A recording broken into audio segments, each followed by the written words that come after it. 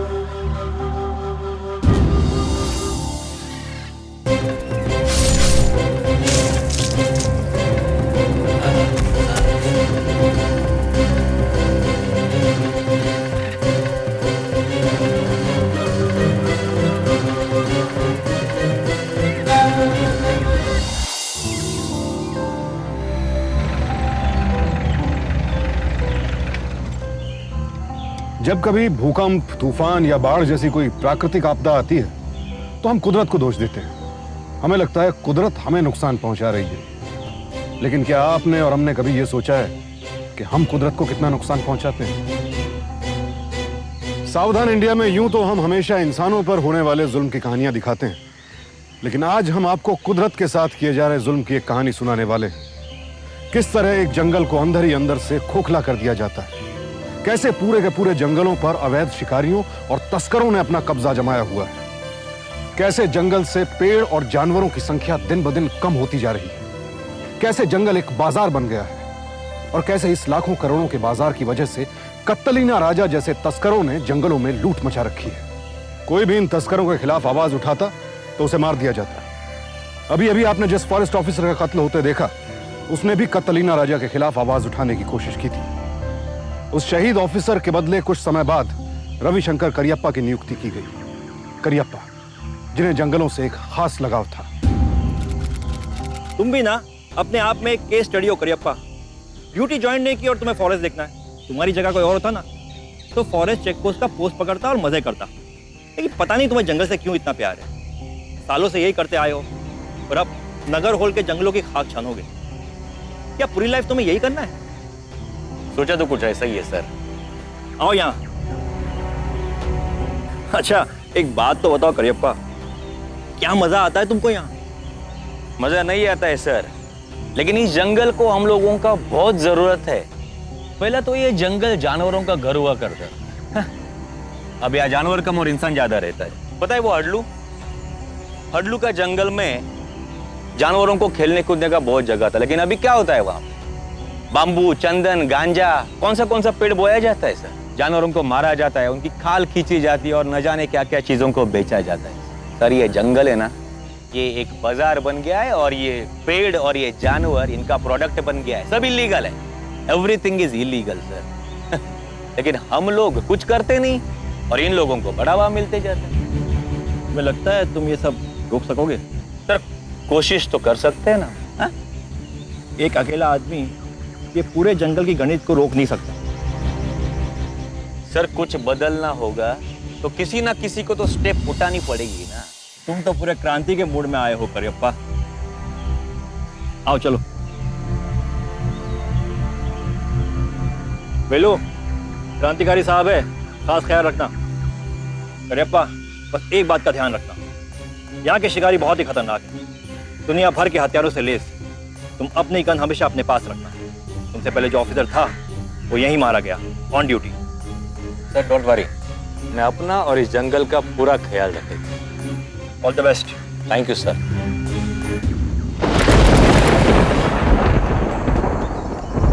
तेज बारिश होने वाला है, तूफान भी है। आज बड़ा हाथ मारने वाले हैं ये लोग। वेलू किसके बारे में बात कर रहे हैं? कुछ नहीं साहब, मैं तो ऐसे ही बड़बड़ कर रहा था। ए वेलू रुक, किसकी बात कर रहे हैं? वेलू मैं तुमसे पूछ रहा है किसकी बात कर रहे तू? सर वो कटरीना राजा, मतलब अंधेरे का राजा, वो अंधेरे में आता है और अपना काम करके फिर से गायब हो जाता है। जंगल का हर रास्ता उसको ऐसा मालूम है जैसा उसका घर का रास्ता हो। आपके पहले जो साहब था उसको भी उसी ने। क्या उसे? वेलू तुमने देखा है उसको? साहब वो कतलीना राजा, उसको कभी किसी ने नहीं देखा।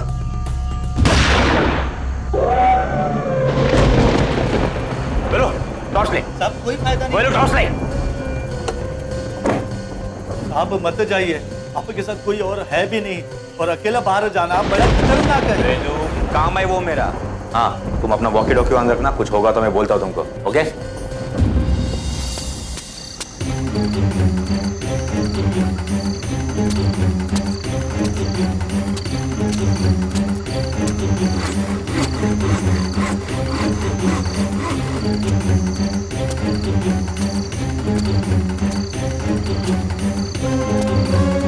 ए, तुम इधर किसी का आवाज सुना क्या? किसका आवाज? फालतू आवाज सुनना बंद कर और काम में ध्यान दे, जल्दी काट।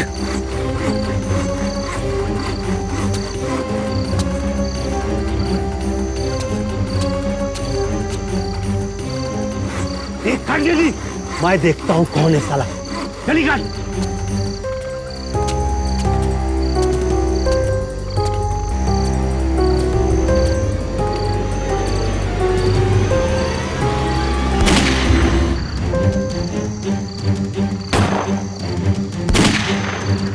जल्दी काट, जल्दी काट।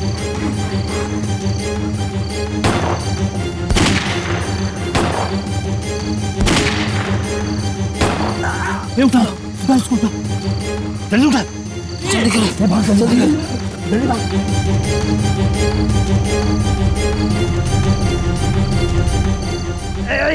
हरामखोर!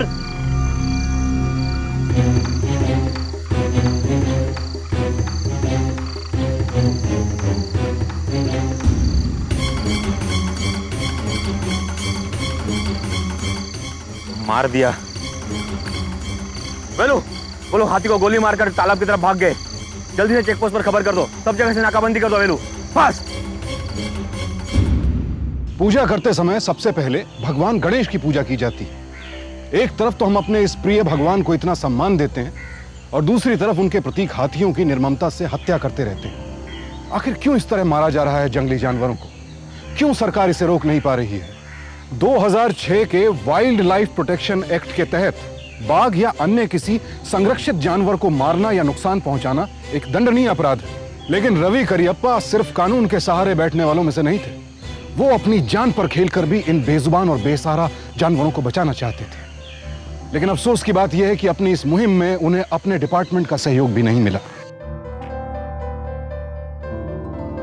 सर मैं आज सुबह होते ही उस जगह गया था जहां पर उस हाथी को मारा गया।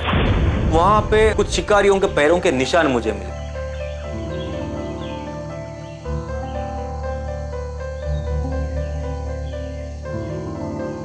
जब मैं उस निशान के पीछे पीछे गया तो वहां पर मुझे ये जूता मिला सर। देखो, शायद भागते भागते गिरा हो, लेकिन देखो सर, ये जूता बिल्कुल वैसा ही जैसा हम लोग पहनते हैं। सर मुझे लगता है कि हमारे डिपार्टमेंट का ही कोई आदमी उनका साथ दे रहा है। मैंने काउंटर फायर भी किया था सर, और उस आदमी को गोली भी लगाया है सर, और वही उनको गाइड कर रहा है, वही उनको मदद कर रहा है। वरना ये सब करना इतना आसान बात नहीं है सर। देखो रवि, बिना ठोस सबूत के तुम डिपार्टमेंट में किसी के ऊपर उंगली नहीं उठा सकते। सर ये तो सबूत है ना सर। ये सब बकवास सबूत है। क्या है ये जूता, ये दांत, यारी? देखो रवि, कितना फॉरेस्ट ऑफिसर पूरा दिन जंगल में पेट्रोलिंग करता रहता है। अरे सामने से अचानक कोई जानवर आ गया होगा और हड़बड़ी में किसी का जूता छूट गया होगा। सर ये जूता उन्हीं तीन में से किसी एक का जूता है सर। ये कैसा कह सकते हो तुम? सर जमीन पर भी इसी जूते का निशान है सर।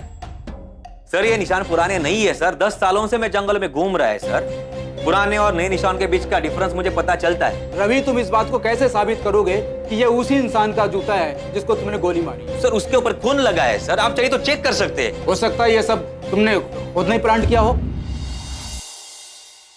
ये सारा सबूत, ये जूता, ये दांत, ये आरी, सर? आप मुझ पर इल्जाम लगा रहे हैं कि ये सब सबूत मैंने इकट्ठा किया है और उस हाथी को मैंने मारा है, ऐसा बोलना है आपका सर? नहीं नहीं रवि, मैंने ऐसा कब कहा कि तुमने उस हाथी को मारा? हो सकता है वो हाथी बीमारी से मरा होगा, उसे कोई चोट लगा होगा। सर मुझे पूरा भरोसा है कि ये काम अपने ही डिपार्टमेंट के किसी आदमी का है। एनीवे डोंट माइंड सर, इतना सारा सबूत मैं आपको इकट्ठा करके दे रहा हूँ, फिर भी आप क्यों इग्नोर कर रहे हैं? तुम मेरे ऊपर उंगली उठा रहा है? अरे शायद तुम जानता नहीं है, डिपार्टमेंट से 2 मिनट में बाहर निकलवा के फेंकवा दूंगा मैं। सर मैं कहा? अपने सीनियर से बात करने का तमीज नहीं है इनको। सर इस टाइम ये थोड़ा इमोशनल हो गया है। सर मैं समझाता हूँ ना इसे। Sir please, sorry sir. चल सर सॉरी। मैं इस बात को डिनाई नहीं कर रहा। मैं बोल रहा हूँ कि डिपार्टमेंट के कुछ लोग शिकारियों और स्मगलर का साथ देते हैं। ये सब हाई लेवल के लोग हैं। इनको टच करना अपने लिए पॉसिबल नहीं है।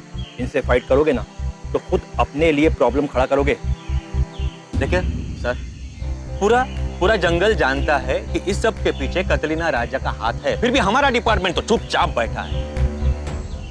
सर मैं आपको एक बात बोलना चाहूंगा, पूरा जंगल खत्म हो जाएगा, एक भी पेड़ नहीं बचेगा, ना तो एक जानवर बचेगा। मेरा नौकरी गया ना तो सर फिर भी चलेगा, मेरा जान भी गया तो भी चलेगा। डैम इट, लेकिन मैं नागरहोल के जंगल को बर्बाद नहीं होने देगा सर, नहीं बर्बाद होने देगा इसको। करियप्पा चुप बैठने वालों में से नहीं थे। उन्होंने चंदन की तस्करी करने वालों और अवैध शिकारियों पर धावा बोल दिया। उन्होंने कुर्ग के उन संपन्न परिवारों को भी नहीं बख्शा जो जंगल में महज शौक के लिए शिकार करने आया करते थे। बहुत जल्द करियप्पा ने जंगल में होने वाली तमाम गैर कानूनी गतिविधियों पर अपना शिकंजा कस लिया। डिपार्टमेंट की तरफ से उन्हें शाबाशी दी गई और सारे अवैध शिकारी उनसे डरने लगे, इस कदर कि उन्होंने उन्हें मगभूता का नाम दे दिया। मगभूता यानी शैतान। उनकी इस तरक्की से सबसे ज्यादा परेशानी कतलीना राजा को हुई। वो तो अंधेरे का राजा था और करियप्पा के आने से पहले पूरे जंगल पर सिर्फ उसी का राज चला करता था। सर आपने तो कमाल कर दिया। इस इलाके पर शिकारियों का राज हुआ करता था। कतलीना राजा तो जैसे किसी गुफा में जाकर छुप गया है।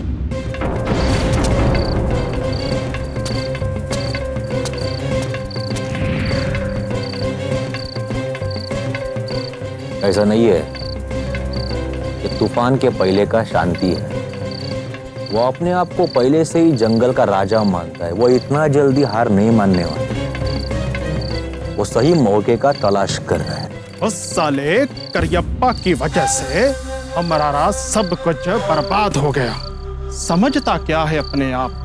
ये जो जंगल है उसके अप्पा का घर है। इद्दू काड़ू न बंधो, हम इस जंगल का राजा है। तुम लोगों से कुछ नहीं होगा।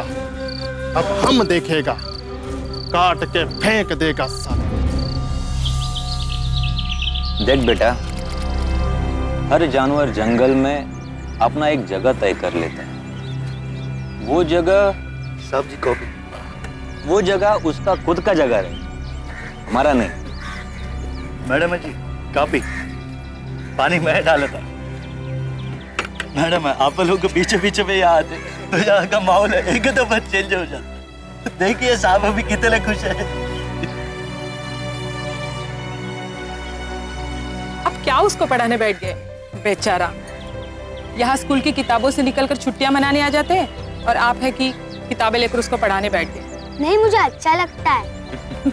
ये हुई ना बात स्वामी, ये बड़ा होके बिल्कुल मेरे जैसा बनेगा, है ना शेर? आपने क्या सोचा इस बारे में? किस बारे में? मैंने कहा था ना आपसे कि हम दोनों भी यहाँ पे आपके साथ रह लेते। वहाँ बेंगलुरु में हम दोनों अलग रहते हैं और आप यहाँ पे चिंता सताती रहती है हर समय। देखो रमा, मैंने बहुत सोचा। जब तक स्वामी अपना पढ़ाई पूरा नहीं कर लेता तब तक तुम दोनों का यहाँ पे मेरे साथ आके रुकना कुछ मतलब नहीं बनता।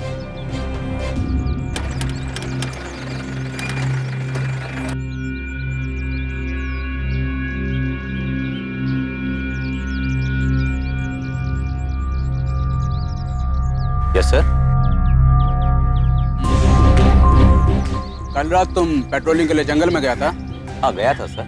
कल मुझे जंगल से गोली की आवाज आई, इसलिए मैं बाहर गया। मुझे लगा कोई शिकारी होगा, लेकिन न तो वहाँ जानवर मिला न तो जानवर की लाश मिली। अच्छा, तुम्हें हमारे साथ चलना होगा। कहाँ जाना होगा? तुम चिंता मत करो रमा, मैं आता हूँ थोड़ी देर। चलो सर। चलो। हेलो, ख्याल रख।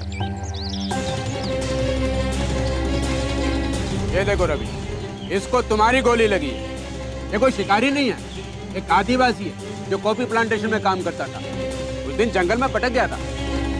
आप ये बोल रहे कि मैंने इसको मारा? सर आप ये इल्जाम मेरे पे कैसे लगा सकते हैं? मैंने नहीं मारा सर इसको। देखो रवि, मैं कुछ नहीं कर सकता। अब इस बात का फैसला तो कोर्ट में होगा, तब तक तुम्हें पुलिस कस्टडी में रहना होगा। इंस्पेक्टर सर आप समझाइए सर इनको। सर मैं जानता हूँ रवि को, सर वो ये सब नहीं कर सकता। सर प्लीज सर आपको कोई गलत फहमी हुई है सर रोक लीजिए सर, प्लीज सर रोक लीजिए उसे सर। रवि करियप्पा अब तक अपने कई दुश्मन खड़े कर चुके थे। पेड़ों की कटाई और जानवरों के शिकार से लाखों करोड़ों कमाने वाले कई लोगों ने मिलकर रवि करियप्पा को एक जाल में फंसाने की कोशिश की, लेकिन उनकी यह कोशिश नाकाम रही। उस आदमी की लाश से जो गोली बरामद हुई, उसकी जांच से साबित हो गया कि उसका खून रवि करियप्पा ने नहीं किया था। करियप्पा के पास राइफल जरूर थी, लेकिन वो गोली एक 12 बोर की राइफल से चली थी। मगर इस दौरान रवि करियप्पा को 12 दिन जेल में रहना पड़ा, मगर तब भी उनका विश्वास नहीं टूटा, बल्कि बाहर आने के बाद उनकी हिम्मत और बढ़ गई। और एक दिन अचानक अम्मा सांबर वेल लगे। मैडम आपको नहीं, वेलो जाके खाना खा लो ना, हम ले लेंगे। नहीं मैडम, पहले आप लोग खा लो, बाद में मैं आराम से खा लूँ। मेरा खाना हो गया, मैं अपनी प्लेट रखने जा रहा हूँ। अरे स्वामी बेटा, मैं हूँ ना, मैं रखूंगा। नहीं, अपनी प्लेट खुद रखनी चाहिए, ये मेरी मम्मी ने सिखाया है। गुड बॉय जा रखने दे। बोलो जाओ खाना खा लो। जी साहब। माँ, मेरे को खुद को अपने डिपार्टमेंट से लड़ना पड़ रहा है, लेकिन मेरी जंगल का बलि नहीं चढ़ने दूंगा इन लोगों के लाते।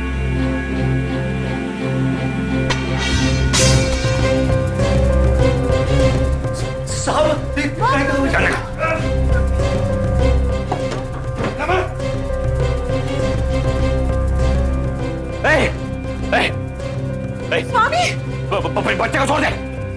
तुम्हारा दुश्मनी मेरे साथ है। बंदूक नीचे डाल, वरना बच्चे की गर्दन काट डालूंगा।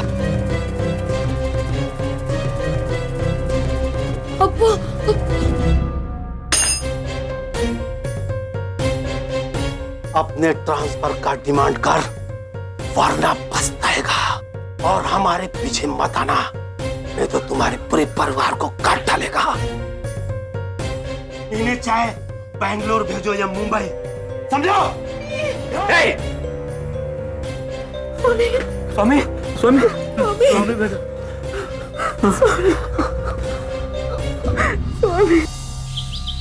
Rama, I am really very sorry. Actually मैंने ही तुमको यहाँ पर बुलाया और अब मुझे ही तुम्हें वापस भेजना पड़ रहा है। बट यू अंडरस्टैंड रमा, ये जगह तुम लोगों के लिए सेफ नहीं है। मैंने बेंगलोर में बात किया है सीनियर अथॉरिटी से, वो जगह तुम्हारे लिए एकदम सेफ है, वहां तुमको कुछ भी नहीं होगा। Don't have to feel sorry. पता है, ये बहादुरी का काम हर कोई आप जैसा नहीं कर सकता। पर मैं क्या सोच रही थी, जब तक स्वामी की छुट्टियां है, हम दोनों यहीं पे रह लें, प्लीज। कम ऑन रमा, सी मैं तुम दोनों का लाइफ रिस्क में नहीं डाल सकता Rama. Please try to understand. अप्पा, हम लोग आपके साथ रह सकते हैं, मैं किसी से नहीं डरता। क्या बात है, you are so brave my son, like your father. लेकिन देख, अगले महीने में खुद तुझे विजिट करने आऊंगा। Okay, good boy. चलो बैठो फटाफट गाड़ी में, नहीं तो ट्रेन मिस हो जाएगी। मान रमा। रवि करियप्पा समझ चुके थे कि पानी अब सर के ऊपर जा चुका है, अब उनकी जान को खतरा है। तब भी वो रुके नहीं। अपनी ड्यूटी ज्वाइन करते वक्त उन्होंने अपने सीनियर ऑफिसर श्रीनिवासन से एक वादा किया था, नगरहोल के जानवर और जंगलों की सुरक्षा का वादा। और अब उस वादे की परीक्षा का समय आ चुका था और आखिर वो दिन आ ही गया जब करियप्पा और कतरीना राजा का पहली बार आमना सामना होने वाला था।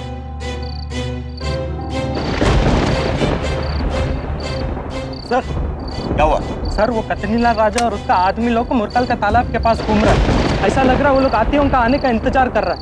हाथियों का झुंड वहाँ अक्सर रात को पानी पीने के लिए आता है। वेलू, वेलू, मेरा टॉर्च और वॉकी-टॉकी लेके आ। जा फटाफट। जी साहब। फटाफट।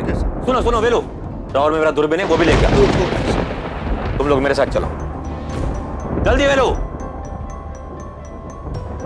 ये लो साहब। चलो तुम लोग मेरे साथ गाड़ी में चलो।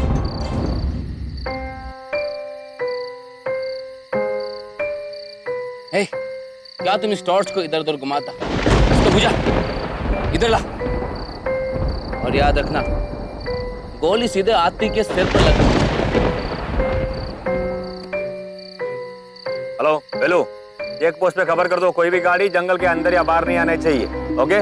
हाँ चलो पैदल जाएंगे।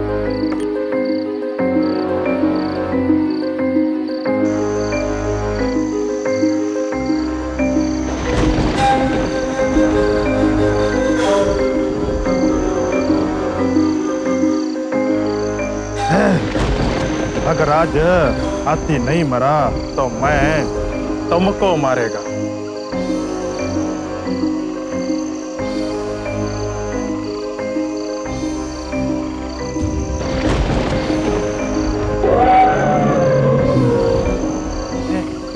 हाथी उधर आता, उधर ठंडा बना।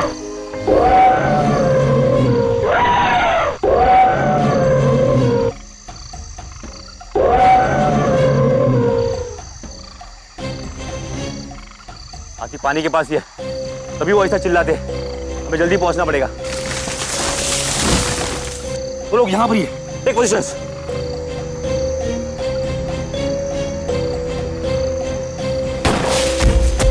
भूत भूत भूत भूत, भागो भागो, भूत भूत भूत भूत भूत, रुको। भूत। सबूत को तो आज मैं नहीं छोड़ेगा।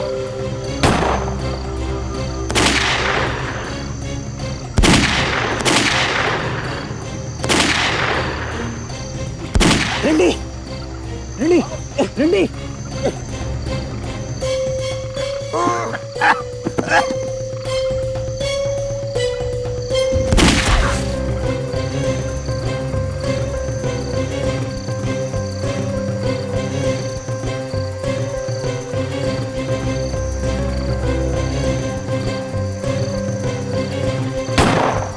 तो तू है वो जिसे सब लोग बगबूता बुलाता है। भूता, शैतान, डरते हैं तुझसे। मैं तेरे को बहुत बार समझाया था कि मेरे रास्ते में मत आना, लेकिन तेरे को अपने जान का फिक्र नहीं है। मरने का बहुत शौक है तेरे को, वो शौक आज मैं पूरा करूंगा। अब तेरा कौन करके ऐसी जंगल में तेरी लाश को गाड़ दूंगा मैं।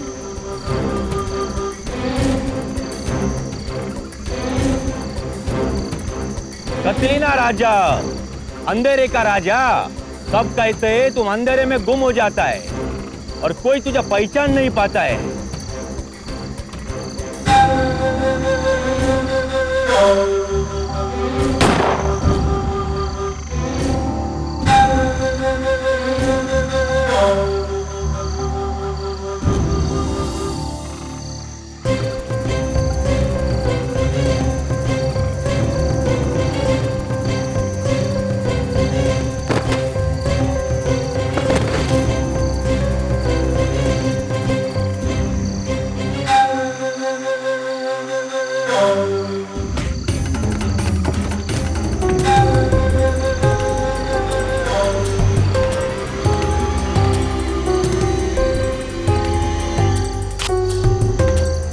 कतरीना राजा।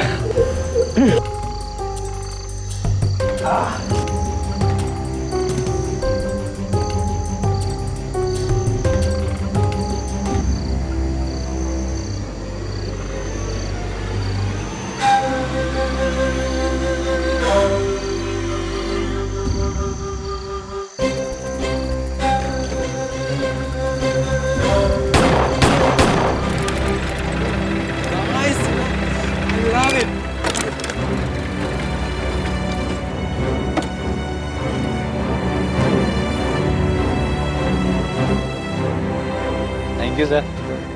हमें तो लगा कि हम इस जंगल में करेंगे क्या, लेकिन आपने हमें इतने अच्छे से घुमाया और इस जंगल के बारे में हमें कितना कुछ बताया। मैं तो इस पे घर जाके बहुत बड़ा ऐसे लिखने वाली हूँ और इसमें आपका भी नाम लिखूंगी। अरे बेटा, ये क्या है? क्या है ये? यदि मैं तुम लोगों के घर पे आके ऐसे ही कचरा फेंकूंगा तो तुमको अच्छा लगेगा क्या? हाँ? So please. I am sorry sir. देखो बच्चों, तुम लोगों का जैसा घर है ना, वैसा ये जंगल मेरा घर। मैं इसे कभी गंदा नहीं होने दूंगा। हाँ, ठीक है? चलो अभी एक काम करेंगे, मैं आप लोगों को केले के पत्ते पे खाना खिलाता हूँ। You all will enjoy. Come come. Ravishankar Kariappa ने नगर होल के जंगल में 26 साल तक फॉरेस्ट ऑफिसर के तौर पर अपनी ड्यूटी निभाई। उन्होंने जंगल को एक नया जीवन दिया।